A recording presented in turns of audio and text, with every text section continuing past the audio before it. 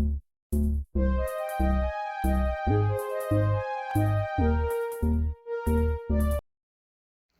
बच्चों, आज मैं लेकर आई हूँ इकोनॉमिक्स प्रतिदर्श प्रश्न पत्र 1। उसको सॉल्व कर लेते हैं। पहला है निम्नलिखित प्रश्न को उत्तर दीजिए। 6 क्वेश्चन के आंसर करने पड़ेंगे, 2 मार्क्स करके है।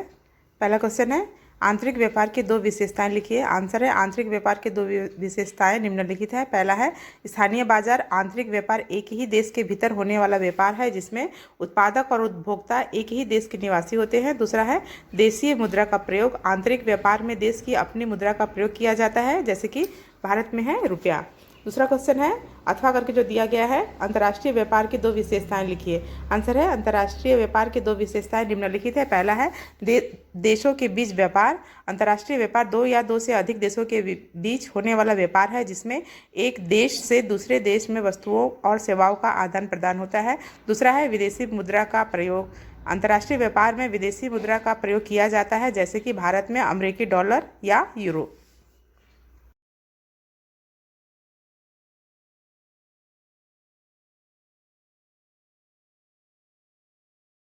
अगला क्वेश्चन है निरपेक्ष लाभ क्या है। आंसर है निरपेक्ष लाभ एक आर्थिक अवधारणा है जो एक देश या एक व्यक्ति की किसी विशिष्ट वस्तु या सेवा के उत्पादन में अन्य देशों या व्यक्तियों की तुलना में अधिक दक्षता या क्षमता को दर्शाती है। निरपेक्ष लाभ के कुछ मुख्य बिंदु निम्नलिखित है। पहला है उत्पादन दक्षता। निरपेक्ष लाभ वाला देश या व्यक्ति किसी विशिष्ट वस्तु या सेवा का उत्पादन अधिक दक्षता से कर सकता है। अगला है तुलनात्मक लाभ या लागत सिद्धांत की 2 आलोचनाएं लिखिए। तुलनात्मक लाभ या लागत सिद्धांत की 2 आलोचनाएं निम्नलिखित है। पहला है अनुमानों की कमी। तुलनात्मक लाभ सिद्धांत में अनुमानों की कमी होती है क्योंकि यह सिद्धांत मानता है कि देशों के पास समान तकनीक और संसाधन होते हैं जो वास्तविकता में नहीं होते हैं। दूसरा है अंतर्राष्ट्रीय व्यापार में असमानता। तुलनात्मक लाभ सिद्धांत में अंतर्राष्ट्रीय व्यापार में असमानता की समस्या होती है क्योंकि यह सिद्धांत मानता है कि देशों के पास समान आर्थिक शक्ति और राजनीतिक प्रभाव होता है। तीसरा नंबर क्वेश्चन है दैनिक या प्रशुल्क से आपका क्या तात्पर्य है। आंसर है टैरिफ या प्रशुल्क एक प्रकार का कर है जो आयातित वस्तुओं पर लगाया जाता है। यह कर आयातक द्वारा सरकार को दिया जाता है और इसका उद्देश्य आयातित वस्तुओं की कीमत बढ़ाना और स्थानीय उद्योगों की रक्षा करना होता है। टैरिफ के मुख्य उद्देश्य हैं। पहला है राजस्व संग्रह। टैरिफ से सरकार को राजस्व प्राप्त होता है। दूसरा है स्थानीय उद्योगों की रक्षा। टैरिफ आयातित वस्तुओं की कीमत बढ़ाता है जिससे स्थानीय उद्योगों को अपने उत्पादों को बेचने में मदद मिलती है। अगला क्वेश्चन है अपभ्रंश या कोटा किसे कहते हैं। अपभ्रंश या कोटा एक प्रकार की व्यापार नीति है जिसमें किसी विशिष्ट वस्तु के आयात या निर्यात की मात्रा को सीमित किया जाता है। यह सीमा आमतौर पर सरकार द्वारा निर्धारित की जाती है और इसका उद्देश्य आयातित वस्तुओं की मात्रा को नियंत्रित करना और स्थानीय उद्योगों की रक्षा करना होता है। अभियान या कोटा के मुख्य उद्देश्य हैं। पहला है आयात को नियंत्रित करना। अभियान या कोटा आयातित वस्तुओं की मात्रा को सीमित करता है जिससे स्थानीय उद्योगों को अपने उत्पादों को बेचने में मदद मिलती है। दूसरा है स्थानीय उद्योगों की रक्षा। अभियान या कोटा स्थानीय उद्योगों को आयातित वस्तुओं के साथ प्रतिस्पर्धा करने से बचाता है। अगला क्वेश्चन है अपकिरण के एक माप के रूप में विस्तार को परिभाषित कीजिए। आंसर है अपकिरण के एक माप के रूप में विस्तार को परिभाषित करने के लिए विस्तार 2 बिंदुओं के बीच की दूरी है जो एक अपकिरण पर स्थित होते हैं। यह एक माप की इकाई है जो अपकिरण की लंबाई को दर्शाती है।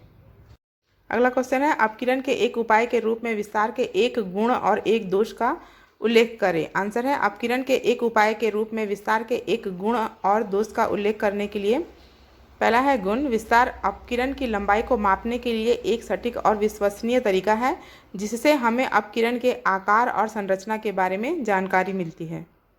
अपकिरण के दोष हैं विस्तार केवल अपकिरण की लंबाई को मापता है लेकिन इसकी चौड़ाई, ऊंचाई और अन्य आयामों को नहीं मापता है जिससे हमें अपकिरण के पूर्ण आकार और संरचना के बारे में पूरी जानकारी नहीं मिलती है।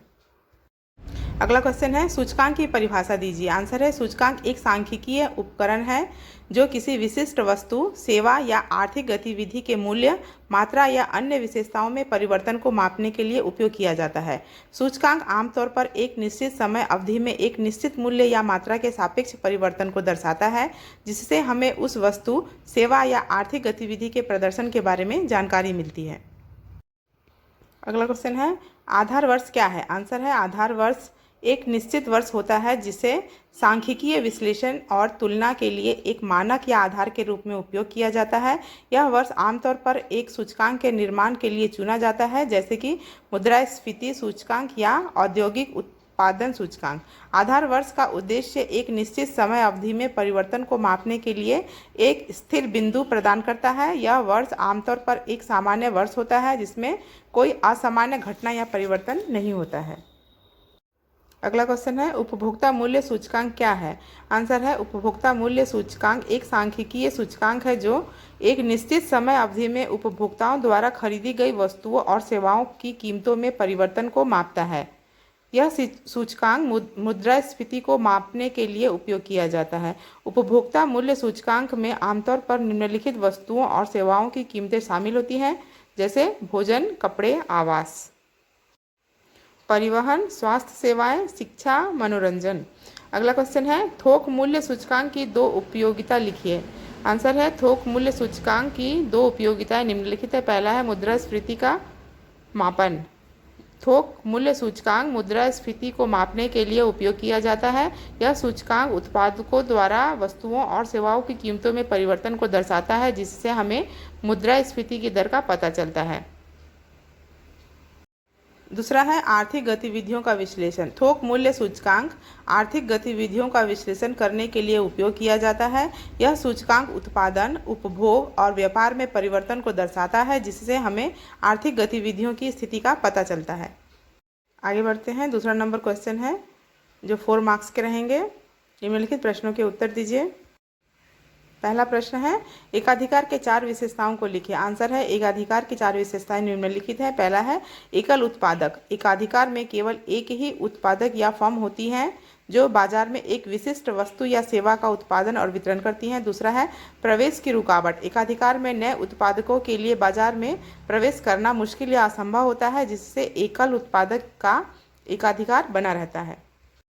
तीसरा है मूल्य निर्धारण की शक्ति। एकाधिकार में एकल उत्पादक के पास मूल्य निर्धारण की शक्ति होती है, जिससे वह अपने उत्पाद की कीमत तय कर सकता है। चौथा है बाजार पर नियंत्रण। एकाधिकार में केवल उत्पादक का बाजार पर पूर्ण नियंत्रण होता है, जिससे वह अपने उत्पाद की मांग और आपूर्ति को नियंत्रित कर सकता है। अथवा वाला क्वेश्चन है स्थिर मूल्य तथा परिवर्तनशील मूल्य की स्थिति में कुल आय के स्वभाव की सचित्र चर्चा कीजिए। तो चित्र आप बुक से देख लीजिएगा, यहाँ पर मैंने थ्योरी दिया है। आंसर है स्थिर मूल्य तथा परिवर्तनशील मूल्य की स्थिति में कुल आय के स्वभाव की चर्चा करने के लिए कुछ इस तरह है। स्थिर मूल्य की स्थिति में कुल आय। स्थिर मूल्य की स्थिति में जब बाजार में मूल्य स्थिर रहते हैं तो कुल आय उत्पादित मात्रा पर निर्भर करती है। यदि उत्पादित मात्रा बढ़ती है तो कुल आय भी बढ़ती है, और यदि उत्पादित मात्रा घटती है तो कुल आय भी घटती है। परिवर्तन में मूल्य की स्थिति में कुल आय। परिवर्तन से मूल्य की स्थिति में जब बाजार में मूल्य बदलते रहते हैं तो कुल आय उत्पादित मात्रा और मूल्य दोनों पर निर्भर करती है। यदि मूल्य बढ़ते हैं और उत्पादित मात्रा स्थिर रहती है तो कुल आय बढ़ती है, और यदि मूल्य घटते हैं और उत्पादित मात्रा स्थिर रहती है तो कुल आय घटती है। उदाहरण के लिए मान लीजिए कि 2 देश हैं, भारत और चीन। भारत में कपास का उत्पादन कम लागत पर होता है, जबकि चीन में इलेक्ट्रॉनिक्स का उत्पादन कम लागत पर होता है। इस स्थिति में भारत और चीन के बीच व्यापार हो सकता है, जहां भारत कपास का निर्यात करेगा और चीन इलेक्ट्रॉनिक्स का निर्यात करेगा। इस प्रकार निरपेक्ष लाभ सिद्धांत के अनुसार 2 देशों के बीच व्यापार तब होता है जब एक देश किसी विशिष्ट वस्तु का उत्पादन दूसरे देश की तुलना में कम लागत पर कर सकता है। अगला है कोटा व प्रशुल्क में अंतर लिखिए। आंसर है कोटा और प्रशुल्क दोनों ही व्यापार नीतियों के उपकरण हैं, जिनका उपयोग सरकारें विदेशी व्यापार को नियंत्रित करने के लिए करती है। इन दोनों में कुछ अंतर निम्नलिखित है। पहला है कोटा। कोटा एक निश्चित मात्रा होती है जो किसी विशिष्ट वस्तु के आयात या निर्यात के लिए निर्धारित की जाती है कोटा के अनुसार। एक निश्चित मात्रा से अधिक वस्तु का आयात या निर्यात नहीं किया जा सकता है। कोटा का उद्देश्य घरेलू उद्योगों को संरक्षण प्रदान करना और विदेशी प्रतिस्पर्धा को कम करना होता है। अगला है प्रशुल्क। प्रशुल्क एक प्रकार का कर होता है जो आयातित वस्तुओं पर लगाया जाता है। प्रशुल्क का उद्देश्य आयातित वस्तुओं की कीमत बढ़ाना और घरेलू उद्योगों को संरक्षण प्रदान करना होता है। प्रशुल्क की दरें अलग अलग वस्तुओं के लिए अलग अलग हो सकती है। तीसरा नंबर क्वेश्चन है, विक्षेप चित्र क्या है? इसकी अवधारणा पर एक संक्षिप्त टिप्पणी लिखिए। आंसर है, विक्षेप चित्र एक प्रकार का सांख्यिकीय चित्र है जो दो चरों के बीच संबंध को दर्शाता है। इस चित्र में दो चरों के मानों को एक ग्राफ पर प्लॉट किया जाता है तथा जहां एक चर x अक्ष पर और दूसरा चर y अक्ष पर दर्शाया जाता है। विक्षेप चित्र के अवधारणा पर टिप्पणी। विक्षेप चित्र दो चरों के बीच संबंध को दर्शाने के लिए एक उपयोगी टूल है। यह चित्र हमें यह दिखाता है कि दो चरों के बीच क्या संबंध है, जैसे कि सकारात्मक संबंध, नकारात्मक संबंध या कोई संबंध ही नहीं है। विक्षेप चित्र के कुछ मुख्य उपयोग हैं। दो चरों के बीच संबंध को दर्शाने के लिए, दो चरों के बीच संबंध की तीव्रता को मापने के लिए, दो चरों के बीच संबंध के प्रकार को निर्धारित करने के लिए। अगला क्वेश्चन है, स्पीयर के कोटि सहसंबंध के गुणों को लिखिए। आंसर है, स्पीयरमैन के कोटि सहसंबंध एक सांख्यिकीय तकनीक है जो दो चरों के बीच संबंध को मापने के लिए उपयोग की जाती है। इस तकनीक के कुछ मुख्य गुण हैं। पहला है कोटि आधारित। स्पीयरमैन के कोटि सहसंबंध में दो चरों के मानों को कोटि में परिवर्तित किया जाता है, जिससे यह तकनीक कोटि आधारित होती है। दूसरा है संबंध की तीव्रता। स्पीयरमैन के कोटि सहसंबंध में हमें दो चरों के बीच संबंध की तीव्रता का पता चलता है। तीसरा है संबंध का प्रकार। स्पीयरमैन के कोटि सहसंबंध से हमें दो चरों के बीच संबंध का प्रकार सकारात्मक, नकारात्मक या कोई संबंध नहीं का पता चलता है। चौथा है सरल और आसान। स्पीयरमैन के कोटि सहसंबंध की गणना करना सरल और आसान होता है। पांचवा है नॉन पैरामीट्रिक। स्पीयरमैन के कोटि सहसंबंध एक नॉन पैरामीट्रिक तकनीक है, जिसका अर्थ है कि यह तकनीक किसी भी विशिष्ट वितरण की आवश्यकता नहीं होती है। तो बच्चों, कुछ इकोनॉमिक्स के क्वेश्चन थे जो सॉल्व किए मैंने, और मिलते हैं अगले वीडियो में। Thank you.